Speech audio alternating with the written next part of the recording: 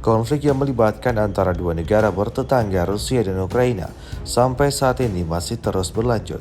Perang antar kedua kubu ini justru makin intens setiap harinya, terbukti dalam sebuah rekaman yang ramai beredar di media sosial Telegram pada Senin 8 Januari 2024. Dalam rekaman tersebut memperlihatkan kerja tempur pasukan serang resimen senapan bermotor ke-394 dalam menggempur musuh.